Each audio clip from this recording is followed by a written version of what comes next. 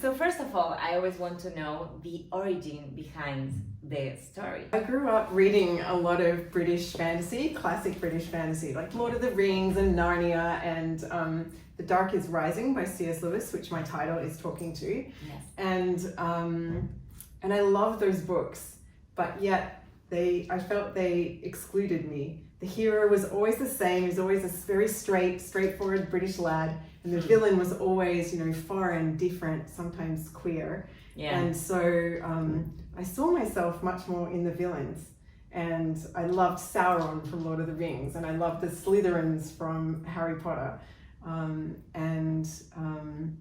I was really interested in taking one of those classic British fantasies, writing a story that at first felt maybe simple, even old-fashioned at first, and then pulling out the rug, because I'm much more interested in a villain's perspective. I love that. And I love the characters. They are so well developed, and their evolution, and you have a queer hero, which is amazing. So can you tell me about that and the creation of these characters? Well, for some reason, my main characters are always bisexual. Right. So, but yeah, so the character of Will, it's hard to talk about him because he's kind of a spoiler, right? Right. But he's a character that I've been thinking about for a really long time. I really wanted to write an unexpected hero. So he will hopefully take the reader on a journey and take them to a place where they will never expect to go. As for the other characters, I really like an enemies to lovers romance. So of course he had to have a beautiful enemy named James. And I wanted characters that had really powerful and intense tensions between them. Yes. It's quite hard to do in young adult because young people don't have so much life history behind them. Yes. Usually, everything's new to them. They're in a phase of their life where they're doing everything for the first time. But I wanted twisted backstories, and so some of the characters, including Will, including James, and some of the others, have past lives that will affect their lives in the story. Well, they are 16 years old. Yeah. How do you write from that perspective? Yeah. I think what I try to do the most is take myself back into my own teenage years. Oh, right. And when I do return there, I find that it was a time when, first of all, I was experiencing a lot of things for the first time. So there was a joy of discovery. There was also an amazing joy of escapism. I think the books that you read when you're that age, they're the ones that really stay with you your whole life. Yeah, you're right. And then as well as that, it was a time when there was a lot of very extreme events happening in my life, and my emotions were really extreme as well. So going back to that place, it felt very appropriate to be writing fantasy, like a big world where really intense, extreme events could happen. That was how I approached it, yeah. But this book is set in the 1820s. So actually a kind of difficult thing there is there's not really a concept of a young adult in that time period. No. People were children and then they became adults usually when they entered the workforce, which was usually about age 12. And talking about the structure, when the way you write, do you always the ending or how is it going to end before you start writing? Do you just okay, I'm sitting and then yes, the ending just appeared to me in a dream. If I think about it like horse riding, there's you just get a wild stallion and you just get on the stallion and it just gallops away. Yeah. That is not my way of writing. Okay. So I like to do dressage, where you get on the horse, you know exactly what you're going to do, and then you make the horse go where you want it to go. Yes. And so I love to plan everything out beforehand, and particularly for Dark Rise, because the whole book is written towards the ending.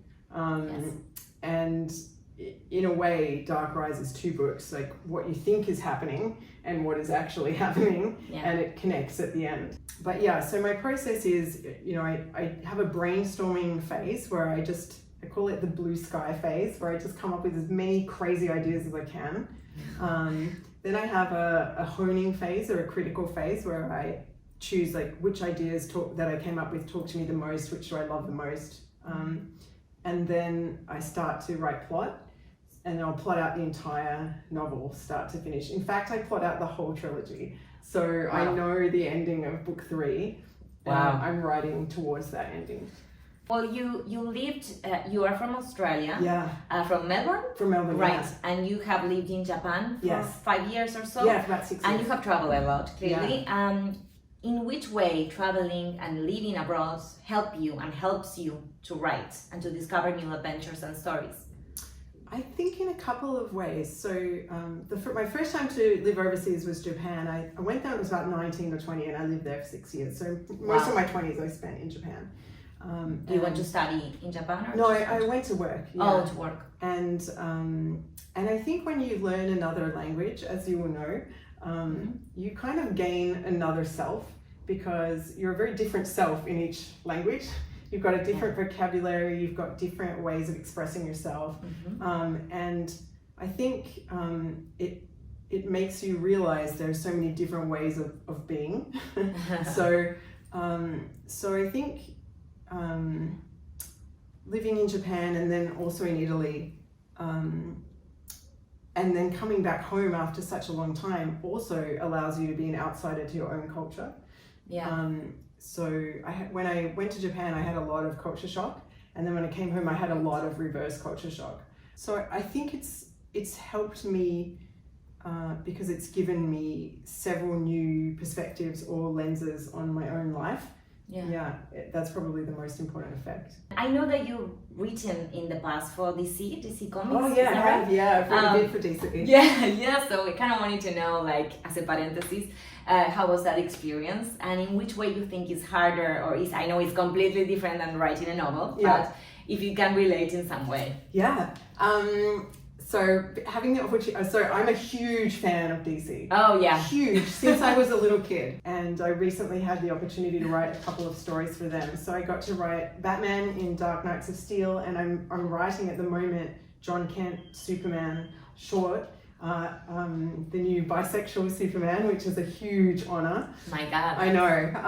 And so I would say it was thrilling and terrifying because of the enormous respect to the legacy of these characters. Right. And I was really surprised, particularly how hard it is to write Superman. Really? Batman was a lot easier because there's a little bit more scope for what he's allowed to do.